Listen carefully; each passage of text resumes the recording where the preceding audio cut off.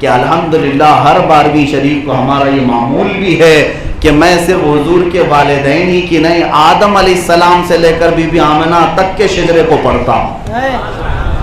آدم علیہ السلام سے لے کر حضور پاک صلی اللہ تعالیٰ علیہ وسلم کا نور جتنے والدین میں آیا وہ سب الحمدللہ ہمارے پاس محفوظ ہیں۔ تم ماں باپ کے بارے میں کہہ رہے ہو، حضور کے جس ماں نے 9 مہینے اپنے پیٹ میں رکھے اس کو جہنمی کہتے ہو؟ ہم نے تو حدیثوں میں پڑھا حضرت جابر کے اگر حضور دعوت میں گئے، کھانے کے بعد حضور نے اپنا ہاتھ دسترخوان سے پہنچ لیا، حضرت جابر کہتے ہیں جب بھی یہ دسترخوان میلا ہوتا میں بھڑکتے ہوئے آگ کے تنور میں ڈال دیتا، تھوڑی دیر کے بعد دسترخوان نکالتا، میل دور ہو جاتا تھا، دسترخوان کا ایک دھواں بھی نہیں جلتا تھا۔ حدیث پاک میں کیوں نہیں جلتا تھا؟ دست مصطفیٰ اس کپڑے سے لگا ہوا تھا،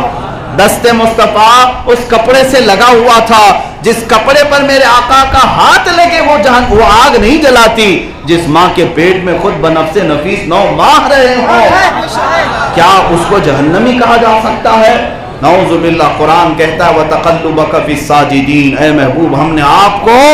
سارے سجدہ کرنے والوں میں منتقل کیا ہے۔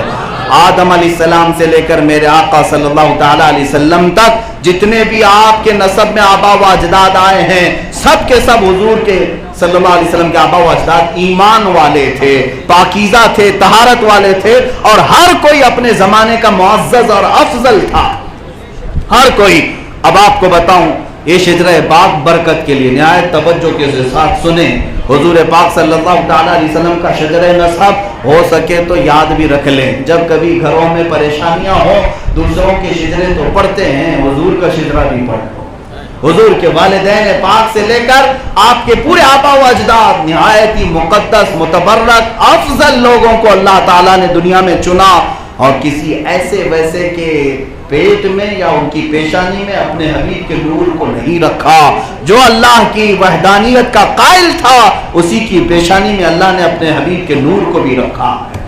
اور اس شجرہ پاک کی برکت سے میرا وجدان کہتا ہے اللہ دعائیں بھی قبول فرماتا ہے۔ جب ہمارے بزرگوں کے شجرے پڑھتے ہیں ہمارا عقیدہ یہ ہے اللہ ان کے وسیلے سے بلاؤں کو ٹالتا ہے، تو محمد عربی صلی اللہ تعالیٰ علیہ وسلم کے شجرہ پاک سے کیوں نہ اللہ تعالیٰ ہماری بلاؤں کو دور فرمائے گا۔ نور مصطفیٰ صلی اللہ تعالیٰ علیہ وسلم کا جو سفر ہے وہ کتنا سہانا سفر ہے۔ میرے آقا صلی اللہ تعالیٰ علیہ وسلم کا نور پاک اللہ تعالیٰ نے جبین آدم میں رکھا تھا۔ آدم علیہ السلام کی پیشانی مبارکہ سے میرے مصطفیٰ کریم صلی اللہ علیہ وسلم کا نور پاک جب حضرت حوا کے بطن میں آیا، پھر حضرت حوا سے وہ حضرت شیس علیہ السلام کی پیشانی میں آیا۔ آدم علیہ السلام کے ایک بیٹے شیس علیہ السلام ہیں جو نبی بھی ہیں، اور ان کی پیشانی میں نور جگمگانے لگا۔ آدم علیہ السلام کے جتنے بھی بیٹے تھے ہر دن جڑواں بچے پیدا ہوتے، شیس علیہ السلام جس دن پیدا ہوئے وہ تنہا پیدا ہوئے تھے اور پیشانی جگمگا رہی تھی۔ جب وہ جوان ہوئے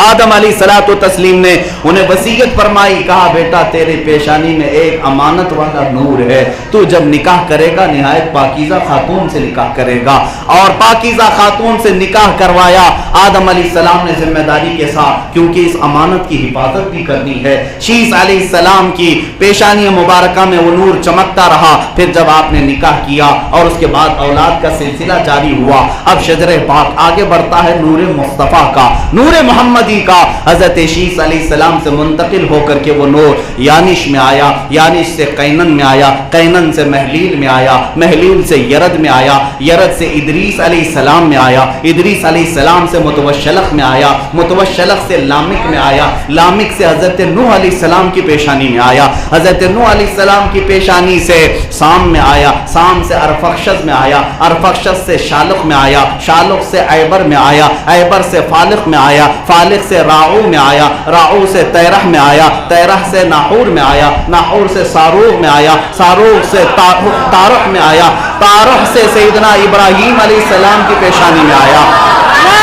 ابراہیم علیہ السلام کی پیشانی سے وہ نور مصطفیٰ منتقل ہوتے ہوئے سیدنا اسماعیل علیہ السلام کی پیشانی میں آیا، بیٹے تھے اسماعیل علیہ السلام، اسماعیل علیہ السلام کی پیشانی سے منتقل ہوتے ہوئے ان کے بیٹے نابت میں آیا، نابت سے یشجب میں آیا، یشجب سے یعرب میں آیا، یعرب سے تیرح میں آیا، تیرح سے مقوم میں آیا، مقوم سے عدد میں آیا، عدد سے عدنان کی پیشانی میں آیا، عدنان کی پیشانی سے معد کی پیشانی میں آیا، معد سے نزار میں آیا، نزار سے مدر میں آیا، مدر سے الیاس میں آیا، الیاس سے مدرکہ میں آیا، مدرکہ سے خزیمہ میں آیا، خزیمہ سے کنانہ میں آیا، کنانہ سے نظر میں آیا، نظر سے مالک میں آیا، مالک سے فہر میں آیا، فہر سے غالب میں آیا، غالب سے لؤی میں آیا، لؤی سے کعب میں آیا، کعب سے مرہ میں آیا، مرہ سے کلاب میں آیا، کلاب سے قصی میں آیا، قصی سے عبد مناف میں آیا، عبد مناف سے وہ نور محمدی سیدنا ہاشم میں آیا، سیدنا ہاشم سے منتقل ہو کر سیدنا عبد المطلب میں آیا، سیدنا عبد المطلب سے منتقل ہو کر سیدنا عبداللہ میں آیا، حضرت عبداللہ سے منتقل ہو کر بطن آمنہ میں آیا، اور بطن آمنہ سے 12 ربیع الاول کو دنیا میں